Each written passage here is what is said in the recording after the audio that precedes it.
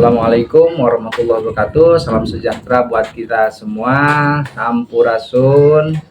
Selamat berjumpa kembali dengan saya Master Dudi Supriyadi SE CMTH dari Terapis Kabuyutan Nabawa Datala Gusmus Raksa Jasad. Bisa-bisa, kudu bisa, pasti bisa. Hari ini kita masih membahas tentang kesehatan. Nah, rekan-rekan, sebagaimana kita ketahui bersama, menurut rumusan Gusmus Terapi Raksa Jasad bahwa sakit sehat seseorang dipengaruhi oleh 4 pola. Yang pertama adalah pola makan, yang kedua pola minum, yang ketiga pola pikir, yang keempatnya adalah pola tidur. Nah, sahabat sehat sekalian, kita akan membahas tentang pola makan.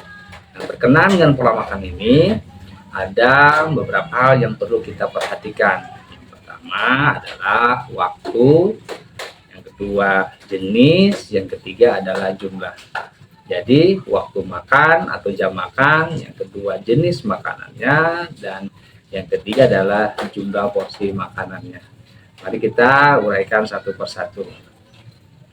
Berkenaan dengan waktu makan, itu terbagi menjadi 3. Pertama, makan pagi atau sarapan, yang kedua makan siang, yang ketiga adalah makan sore. Makan pagi sebaiknya dilakukan pada jam 3.30 atau setengah 4 pagi sampai jam 7 pagi. Kenapa mesti dilakukan pada jam tersebut? Karena protoplasma sel sedang membuka, sehingga apabila terjadi asupan nutrisi, itu tubuh bisa menyerapnya dengan maksimal. Nah, kedua, jam makan siang yaitu jam 11 sampai dengan jam 1. Nah, untuk makan sore yaitu jam 5 sore sampai dengan jam 7 malam. Nah, kalau sahabat sehat ingin tubuhnya sehat, maka disiplinlah untuk makan pada jam makan tersebut.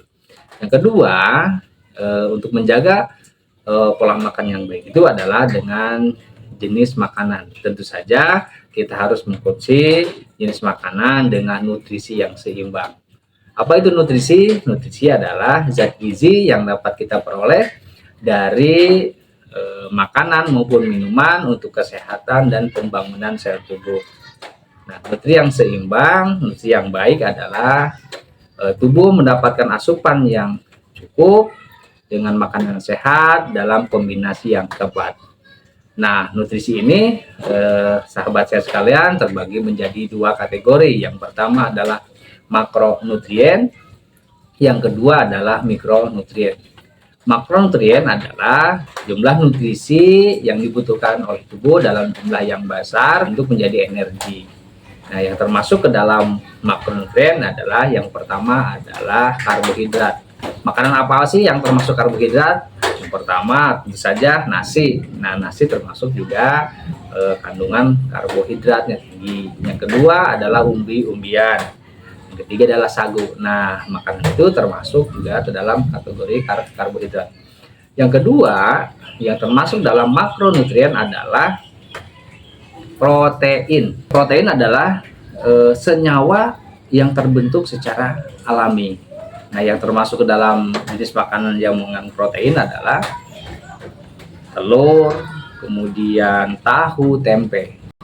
Nah, jadi bisa disimpulkan bahwa protein itu ada yang termasuk protein dari hewani, yang kedua adalah protein yang dari nabati. Nah, yang selanjutnya yang termasuk ke dalam makronutrien adalah lemak. Nah, lemak juga dibutuhkan oleh tubuh untuk apa? Untuk pelumas sendi, untuk pembentukan hormon, untuk penyerapan vitamin. Nah, itu yang termasuk ke dalam makronutrien. Nah, kelompok yang selanjutnya adalah mikronutrien. Nah, yang termasuk ke dalam mikronutrien adalah yang pertama adalah mineral. Ya, kita ketahui ada zat besi, ada kalsium, ada kalium, ya kan? Nah, walaupun kecil atau sedikit, mikronutrien ini dibutuhkan oleh tubuh kita. Nah, sebagai contoh, kalau seandainya kita kekurangan dari kalium bisa hipertensi gitu ya, bisa berganggu terhadap fungsi jantung. Nah, selanjutnya yang termasuk ke dalam mikronutrien adalah vitamin. Ya, contoh ada vitamin C ya sebagai antioksidan, ada vitamin D ya untuk membantukan penguatan tulang. Nah, itu termasuk ke dalam mikronutrien. Jadi rekan-rekan sekalian, untuk menjaga pola makan yang baik adalah jaga waktu makannya, juga jenis makanannya.